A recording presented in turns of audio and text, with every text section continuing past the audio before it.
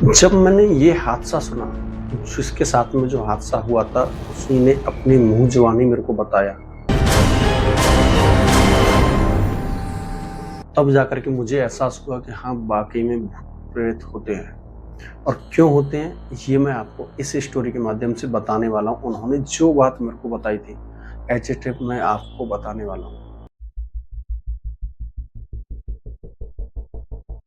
तो hello guys, welcome to the Hero YouTube channel. आज की ये स्टोरी कोई आम नहीं है। आपको एहसास हो जाएगा कि वाकई में ये कहानी है एक हमारे गांव के पड़ोसी गांव। तो वहाँ पर देखो, हमारे यहाँ गांव में क्या होता है, हर किसी गांव में होता है, कोई चाचा, कोई ताऊ, कोई दादा, कोई भैया, इस तरह सबको बुलाते हैं। कोई वहाँ पर अंकल आंटी ऐसा कुछ नहीं बोलता है, सब चाचा ताऊ के नाम से बुलाते हैं। तो हमारे यहाँ एक ताऊ थे, वो ताऊ लगते थे उम्र में हमारे पापा से, जो कि उम्र में बहुत बड़े थे। तो उनको हम लोग क्या कहते थे, ताऊ। तो वो क्या है कि उनका ट्रैक्टर वगैरह का काम था, तो खेतों पर रहते थे। तो कभी इस गांव में जाना है, कभी उस गांव में जाना है, यानी अपने गांव को छोड़ करके जगह जगह जाना होता। वो और उनके लड़के दोनों का यही काम था, ट्रैक्टर चलाना। अब हुआ कैसा, उनका लड़का चला गया था खेत पर कि पापा आप जाओ, खाना खा लो, और आज मैं ही ट्रैक्टर चलाऊंगा, सुबह से आप थक गए हो, आराम से सोना। तो वो ये चीज़ बोल करके और ट्रैक्टर चलाने लग गया, और उसके पापा को उसने भेज दिया घर खाना खाने के लिए।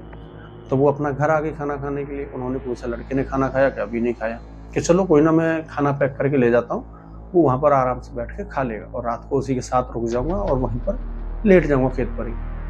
तो वहाँ पर होली का टाइम, तो होली का टाइम था। होली के टाइम पर क्या होता है कि पका हुआ खाना बनता है। तो उन्होंने क्या किया, एक लंच बॉक्स बनवाया, उसमें ये सारा सामान पैक करवा के। पहले फ़ोन नहीं थे, आज से 15-16 साल पहले गाँव में फ़ोन कोई यूज ही नहीं करता था। तो हाथों में, एक हाथ में लंच बॉक्स और एक हाथ में टॉर्च, ये दोनों लेकर के वो गांव से निकल। अब उनके गांव से हमारे गांव के बीच की दूरी समथिंग 1 किलोमीटर है। तो हमारे गांव से उनके गांव को जाने के लिए लगभग 600 से 700 मीटर की बात। एक पीपल का पेड़ पड़ता है, बहुत ही जबरदस्त है। तो वहां से वो खाना लेकर के चले। तो उनके गांव से निकलते एक नहर पड़ती है, तो नहर क्रॉस की। जैसे ही वो पीपल के पेड़ के पास में आए, उनको एक एहसास हुआ कि पीपल का पेड़ हिला है। कोई हवा नहीं चली थी, कोई कुछ नहीं चली थी, एक बहुत यानी कि तेजी वाली गति से पीपल का पेड़ हिला था। तो वो सोचे यार, आखिरकार इतने टाइम ये पीपल का पेड़ क्यों हिला है, क्योंकि खाने का टाइम है, 8 से 9 के बीच का टाइम होता, ज्यादा टाइम नहीं था, 8 से 9 का मैक्सिमम टाइम बता रहा हूँ, 9 तो मैक्सिमम बता रहा हूँ, तो 8 ही बजे का टाइम आप मान लो। 8 बजे का टाइम होता, पीपल का पेड़ बहुत तेज हिला। उन्होंने जैसे ही अपने हाथ की टॉर्च, थोड़ी हैवी होती है, तो जैसे टॉर्च मार के देखा तो उस पीपल के पेड़ पर कुछ नहीं था।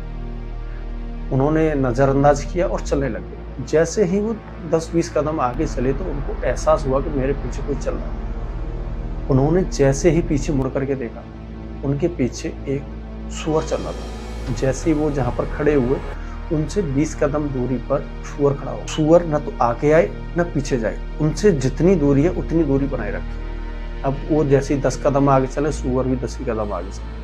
वो फिर पीछे मुड़ करके देखे, उन्होंने उस सूअर को कुछ नहीं बोला। तो जैसे ही वो आगे बढ़ा करे, सूअर उतना ही आगे बढ़ा करे। उन्होंने थोड़ा जल्दी कदम रखना चाहा, तो थोड़ी थोड़ी जल्दी जल्दी कदम रखने लगे, पर वो सूअर उतनी ही जल्दी कदम रखने लग गया। पर सूअर और उनके बीच की दूरी सेम बनी रही, 20 से 25 कदम। धीरे धीरे ऐसे ही करते करते वो गांव के कोने पर पहुंचे। गांव के कोने पर पहुंचे तो वहां पर उन्होंने पीछे मुड़ के फिर देखा, तो सूअर उनको नहीं दिखा। पीछे वाले रास्ते पर फॉक्स मारा, तो वहां सूअर नहीं था। उन्होंने आसपास खेतों में फॉक्स मारा, सूअर नहीं था। उनको थोड़ा सा अटपटा सा लगा और एहसास हुआ कि हो सकता है कुछ बला, हमारे यहाँ उसको बला बोलते हैं, कोई बला तो नहीं थी, कोई भूत तो नहीं था। तो गांव के कोने पर तो आ ही चुके थे, तो उन्होंने थोड़ी सी ना स्पीड बढ़ा करके गांव के अंदर एंट्री कर दी। तो गांव के बाहर कुछ 2-4 आदमी, बुजुर्ग लोग जो है कि आराम से वहाँ बैठे रहते हैं। जैसे ही वो उन बुजुर्ग आदमियों के पास पहुंचे, तो उन्होंने रोक लिया कि भाई कहाँ जा रहे हैं, कि ऐसे ऐसे मैं खाना लेकर के जा रहा हूँ। जब उन्होंने ये इंसिडेंट बताया, तो बुजुर्ग आदमी सबसे पहले यही बात समझे थे। उन्होंने बोला, तेरे को कुछ हुआ तो नहीं? कि नहीं हुआ। वो सूअर तेरे पास आया कि नहीं आया? कितना दूर था? कि इतना दूरी पर था। तब जाकर के उन्होंने सच्चाई बताई कि वो आखिरकार सूअर नहीं था, वो एक छलावा बोलो या भूत बोलो, ये उसका साया था। खाने में क्या लाया था? पका हुआ खाना, तो वो पक्का भूत का साया है। मेरा आपसे सिर्फ एक ही बात का कहना है कि आप जब भी घर से निकलो, आप यानी कि पका हुआ खाना खा कर निकल रहे हो या लेकर के निकल रहे हो, तो उसके अंदर या तो माचिस डाल के चलो या अपनी जेब में माचिस डाल लो, या आप खाना लेकर के जा रहे हो पका हुआ, उसको थोड़ा झूठा करके चलो, या फिर आप उसमें थोड़ा सा नमक डालो या चूल्हे की राख डाल के, 4 में से कोई आप एक काम करके जाओ, तो आप बहुत ज़्यादा सेफ रहोगे। नहीं तो आपके साथ भी कोई ऐसा इंसिडेंट हो सकता है।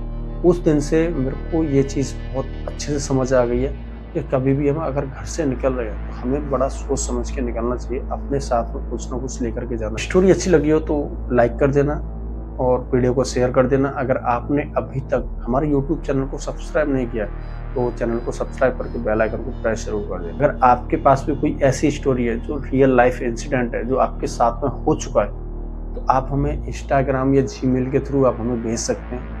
उस स्टोरी का हम अपने चैनल के माध्यम से लोगों को बताएंगे। तो मिलते हैं नेक्स्ट स्टोरी के साथ।